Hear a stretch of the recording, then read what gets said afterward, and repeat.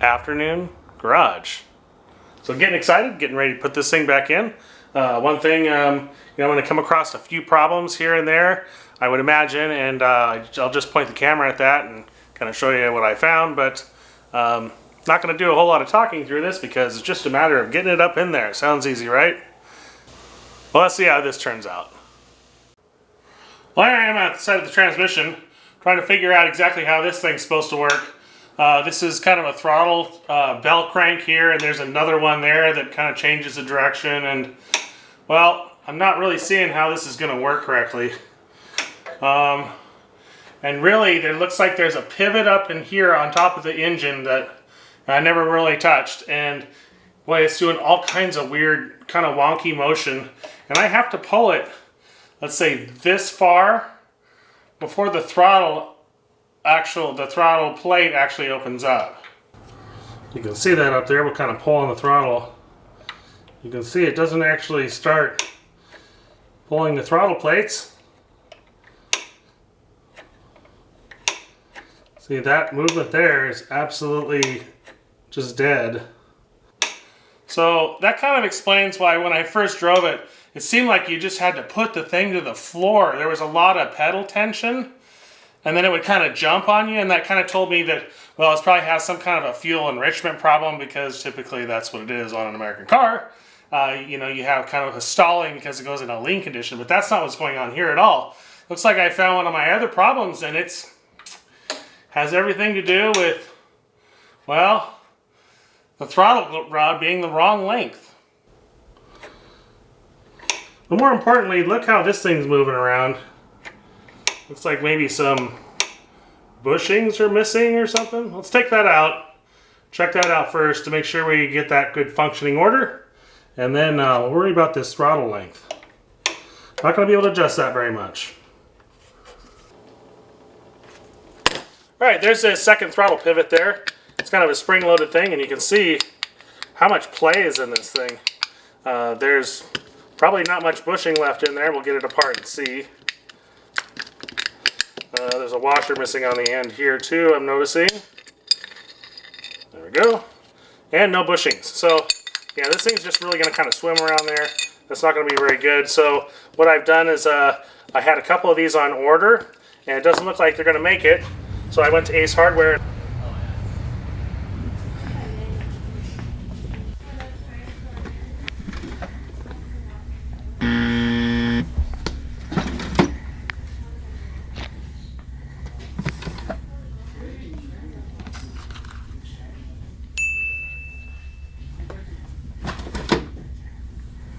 I got some 12 millimeter, what do you call this, a sleeve, and kind of fit in there. It's kind of real tight, and that's good. And then this is a 8.3 millimeter and an 8 millimeter shaft, so I'll be able to put a little grease in there. Fits nice and tight. So let's get this cut in half and then put this thing back together, get this back on the car, and see what's wrong with the throttle rod.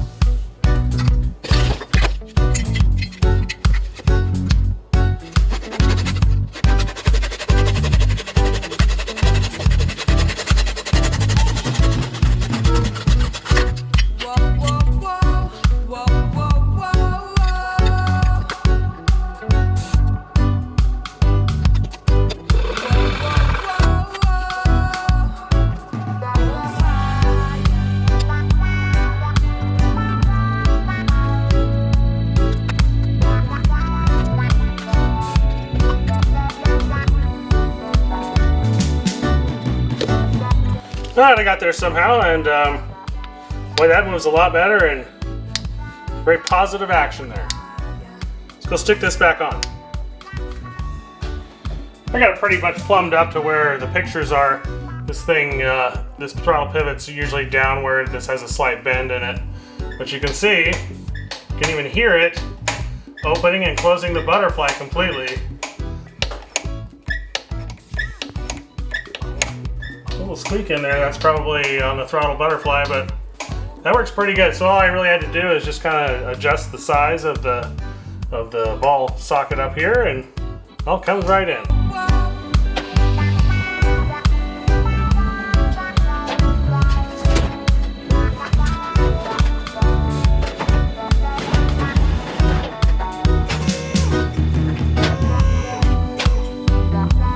Now we just gotta push the motor back up in there.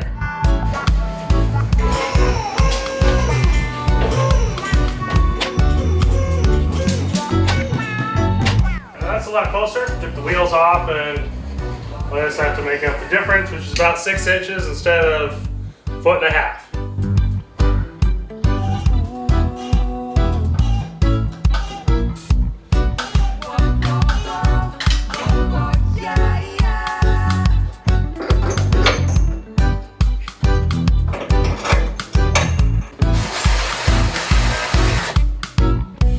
I'm getting ready to fire this thing up, and one thing I want to do first, of course, put the fluid in. So we got some regular, just organic type Castrol GTX 2050. They kind of recommend 40 to 50 weight for the 3.3 turbo, and of course an OC54 oil filter, which is pretty much standard on all these air-cooled Porsches. And what I'm going to do for the fuel system is I'm just going to take a sample of it, kind of turn the key on, put the relay back in, and then jump the fuel pump relay, and then fill this up and kind of check it out. If it looks fine, probably going to go ahead and just go with it. I don't hear them having many problems with, you know, rust in the fuel tank or the lines or anything like that. Everything I took out of there looked pretty clean, so let's put fluids in it, see where it's going to leak. All right, I'm putting oil in it here. There's a leak down here. And it looks like it's coming from the oil tank.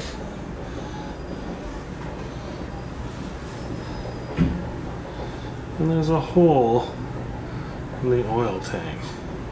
That would explain all the oil we saw all over the place. So if I take the oil tank out, weld it up, test it again, put it back in. Yay. I hate leaks. Alright, so we got the relays in, and well, ready to turn on the fuel pump.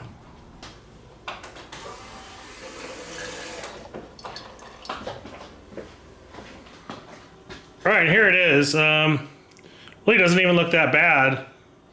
I think I'm just going to go ahead, and it is a little dark, but you know, it's probably been in there for who knows how long, so it might be a good idea to flush it, but you know, it smells like fuel. There's no floaties in there. I'm gonna run it. Well, I had a couple fuel leaks. So before I built pressure, oil pressure in there, I had one over here. You see I put a couple hose clamps on that. That's not correct, so I'll have to be putting in a whole new fuel line there. Then I kind of looked at the, oh, you can't even see the fuel distributor back there. But it kind of came down here, and oh, there's one right there. So that's wet right there. I'll be taking care of that, but wow. Kind of impressed that everything I put together really didn't leak that bad.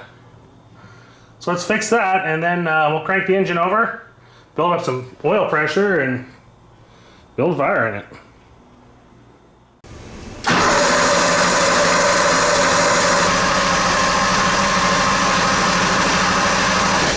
All right, we got oil pressure, and it looks like our oil level has actually gone way down.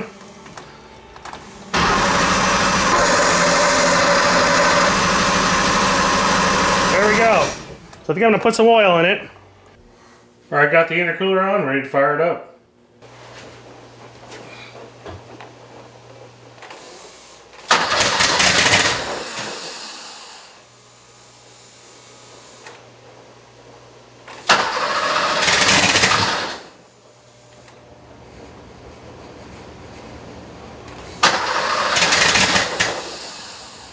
Two hours later.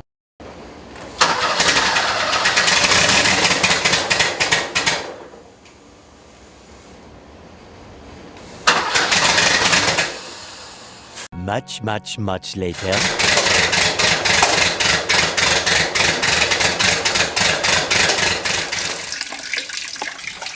Oh, here I am. Draining the fuel out of it anyway. Alright, so I want to take this strainer out and kind of clean that out a little bit. This is kind of where I drained it from. This is the return line here. So, needs kind of like a big hex thing. So what I've done here is I found out that Well, spark plug socket works pretty well.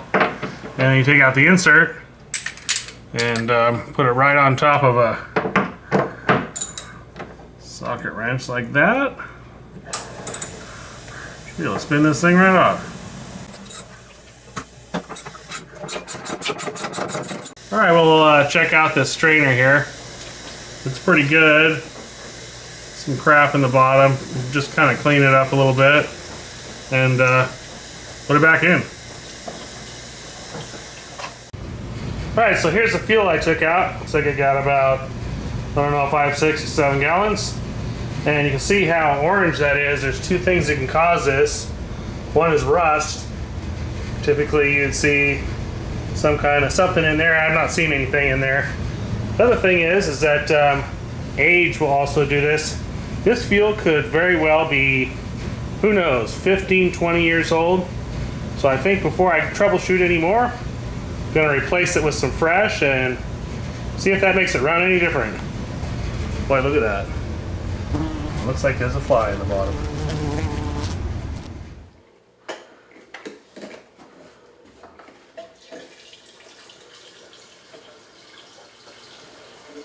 Fresh fuel.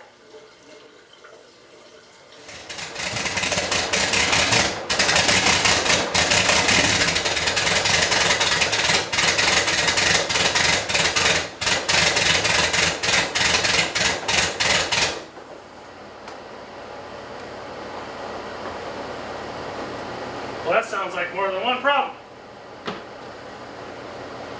Well, I put fresh fuel in it. I've been cranking on this thing for quite a while now, and well, it still has a problem. I can hear a couple things happening. First thing is that it's not running on all the cylinders. The second thing is that I got the timing cranked all the way to the lock. Then if I go to index the gear, then it's all the way to the lock on the other way. So maybe what I should do is take a look at that distributor that I got and the plug wires. Go back to the bench and check those out. So I found a couple problems in the spark plug wires. Number one was, well, I had something that wasn't plugged all the way in, so it has to be seated all the way. And another thing is, I found this. Maybe something's supposed to be welded to the end there. It's supposed to look more like that. So you can see if I plug this in there, there's no way for that to, well, connect to that pole, and of course it can have a misfire there too. So that takes care of two misfires. Now, need to deal with that distributor. Alright, I pulled the distributor out of the car, and what's going on here is that using a timing light to kind of set the initial timing, and while I've taken the stud out here that normally bolts the distributor down, and it's all the way at the end. And then if I index the gear another tooth, then it's all the way at that end. So something's definitely wrong with this distributor. This is something I purchased online. Another thing is if I rotate it, something's hitting in there. So probably going to assume that this is a bad new part and figure out what the heck's wrong with it. So here's the distributor I broke. So yeah, I was trying to take it apart, put it in a press, and broke the housing.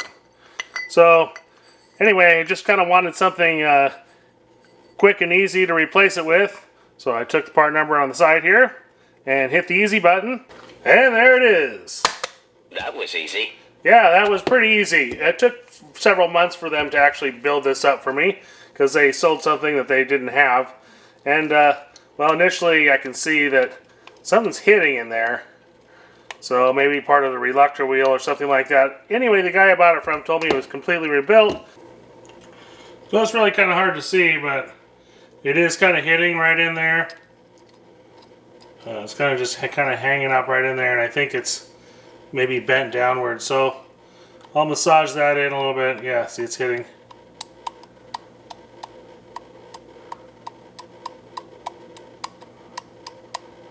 That's not good for a fully rebuilt distributor. Definitely not what I paid for. As I was saying, it's at either end of this adjustment here, and something tells me this distributor isn't quite the same as a distributor that, well, I broke. So let's take a look at that distributor, see if there's something different with this one. Okay, so basically what I'm trying to do is the rotor is indexed there at the top, and then you can see there's a hole here at the bottom. Well, the hole here is about half a tooth off, shifted that way. So I think what I'm going to have to do is maybe, well, drill another hole in this and reset this gear here to just move it just a little bit, and then it'll probably fall right in the middle of the adjustment there.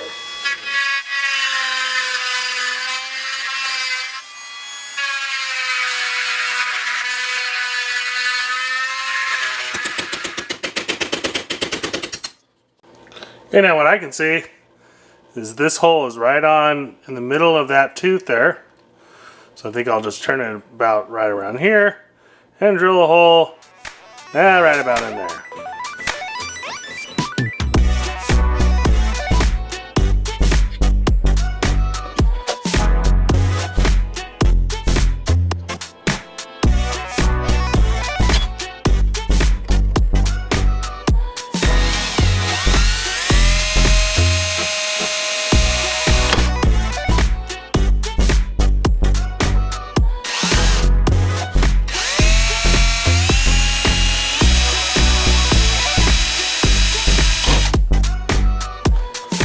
That's not drilling. Well, best thing I can do now is return it to the guy who sold it to me. In the meantime, work on that intake, check for leaks. One thing I wanted to do is try to see if I could find any leaks in the intake system. So that's going to involve a smoke machine.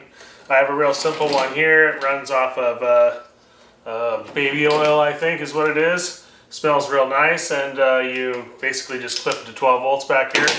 Let it run and see if it leaks anywhere. I found lots of really small intake leaks with this thing, and well, if there's one here, we'll find it. There's lots of fittings and O-rings all over this engine, so hopefully we won't come across any problems.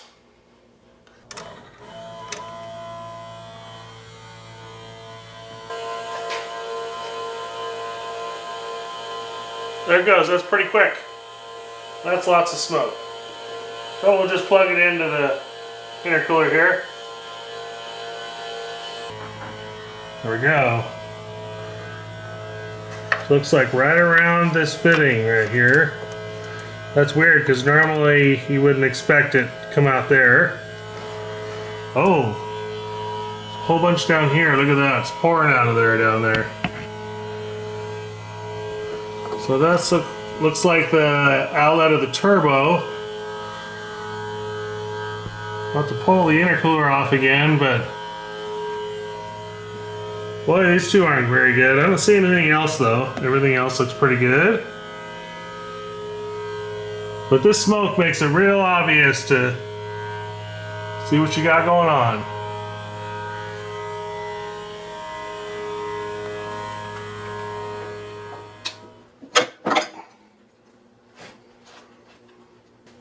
Alright, well, I'll get this O-ring out here.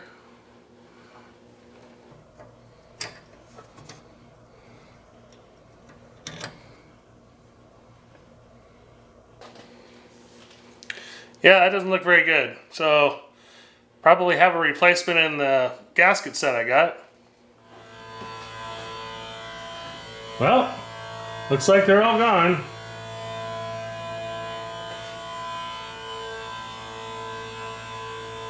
Several months later. Well, I bought another one. So this came today.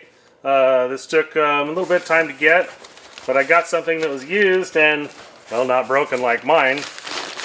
Not quite sure what happened to my other one, but the guy, well, stolen from me. So, so here I have this one here. I got this one on eBay. It's not quite the same model number, but I think it's about right. That's a Porsche turbo counterclockwise, like an 045 distributor, an 009. Certainly it's a bit newer one, and also had the double diaphragm in it, whereas I'm going to see if I can put my single action diaphragm in there. But, well, let's open it up, see what I bought. Initially, right off the bat, I can see it's missing, there's a dust cap in here. Boy, there's very little play in this. I'm really surprised with this. Looks like it's in great shape. The reluctor wheel looks like it's fully seated, so it's probably never been apart. You know, as I said, it doesn't have the vacuum advance on it, but I was lucky enough to get the vacuum advance off my older one, and well, kind of slides in there like that. But something's kind of frozen up in here. It should be, you know, when you hold the top, it should kind of spring back with the advance, and it's not doing any of that. But you know what? We got a counterclockwise rotation or left-hand rotation distributor for well under $1,000. So my other one costs much more than that. I'm gonna have to tear this apart, but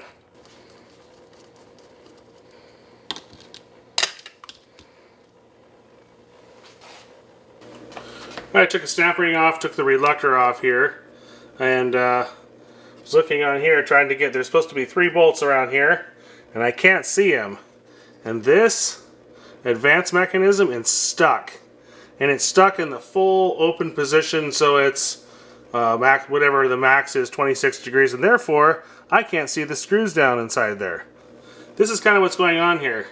This is the advance mechanism. It's supposed to, you know, turn or eat one way or the other. So that bushing in there is frozen. Let's see if I can free this up and get access to those screws.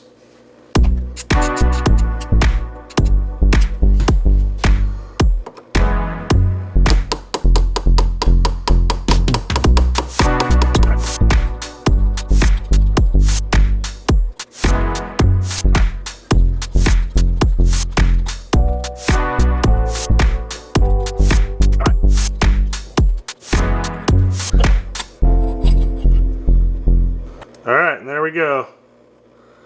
So, looks like this is kind of crumbling, this magnet right here. But we'll fix that right up. That's why it wasn't rotating correctly. And get it back together. Alright, so with the combination of different pieces, I got this thing to, well, it really works well. So, I think I'll just put it back together and we'll see if it works.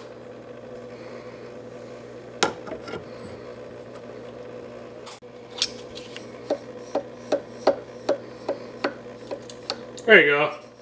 That's how that's supposed to work. Now you can hook this vacuum advance up in here. There we go. Alright, after a little bit more troubleshooting, I got that distributor in. I had a bunch of problems with the ignition box over here. Some basic connections and some more spark plug wire connections. But, hey, let's check that timing. So, we got the trigger on cylinder number 1 there. Got it all powered up here with the rear window defog circuit. And let's check that timing, see how far off it is.